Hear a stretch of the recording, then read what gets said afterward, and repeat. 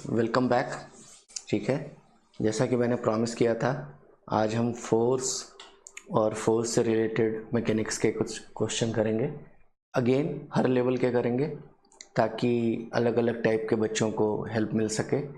ठीक है, हम बेसिकली आपके लिए कस्टमाइज्ड चीज़ें बना रहे हैं, तो हर कंटेंट हर बच्चे के लिए नहीं है। क्लियर? आपकी जैसी श्रद्धा होगी ना, जैसा आपका इंटरेस्ट और इंटेंट होगा, हम वैसा ही कोर्स आपको फीड करेंगे। फोर्स से शुरू करते हैं, अगर और आगे जाएंगे फ्रिक्शन बनाएंगे, वर्क डन बनाएंगे, सब कुछ बनाएंगे। अभी फिलहाल फोर्स से रिलेटेड क्वेश्चन सॉल्व करते हैं। Okay, so be ready? चले चलो। The first question is the velocity time graph of a ball moving on the surface of the floor is shown in the figure. अच्छा, यहाँ पे जब ये नहीं लिखा है ना सरफेस ऑफ द फ्लोर, तो हम एज्यूम करेंगे कि फ्रिक्शन नहीं है, फ्रिक्शनलेस। जब तक फ्रिक्शन की बात की नहीं जाए, इसका मतलब है कि फ्रिक्शन उसमें भी है नहीं। ठीक है, calculate the force acting on the ball if the mass of the ball is 100 kilogram.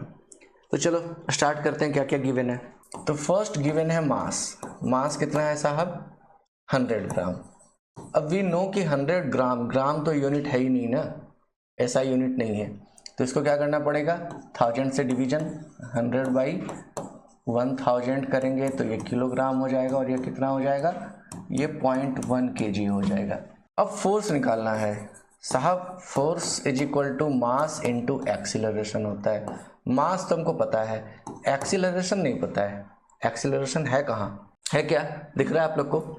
ये जो वेलोसिटी टाइम ग्राफ है ना, slope of velocity time graph gives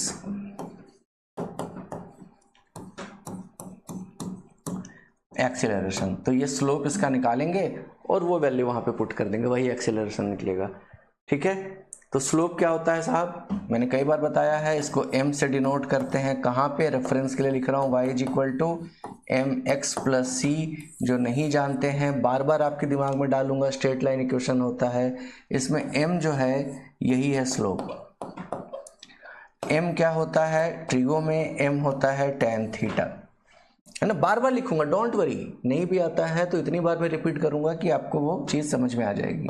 और tan थीटा क्या होता है? Change on y axis divided by change on x axis. अब इस ग्राफ में y एक्सिस पे क्या है? देखो, y एक्सिस पे वेलोसिटी है, तो इस केस में ये क्या है? Basically change in velocity upon change in time. इसीलिए एक्सीलरेशन को बोलते भी है, acceleration is nothing rate of change of velocity. Acceleration क्या है? Rate of change of velocity, है ना। रेट का मतलब क्या होता है? रेट का मतलब कुछ नहीं है, वेलोसिटी अपॉन टाइम। ठीक है सर, तो टाइम वेस्ट करते नहीं है, निकालते हैं इसका। तो y एक्सिस पे वेलोसिटी कितना है? 2 माइनस 0। इसको ऐसे भी लिख सकते हो, 2 माइनस 0 डिवाइडेड बाई 4 माइनस 0, या सीधे 2/4 यानी कि 0.5 मीटर पर सेकेंड स्क्वायर।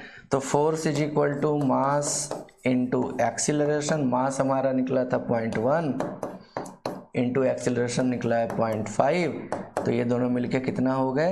ये हो गए 0.05।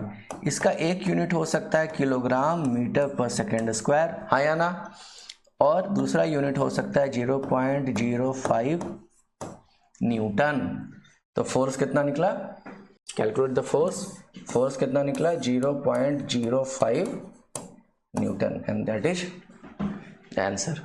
ओके, बात समझ में आ गई? इसको एक बार चाहो तो थोड़ा स्लो करके देख लेना।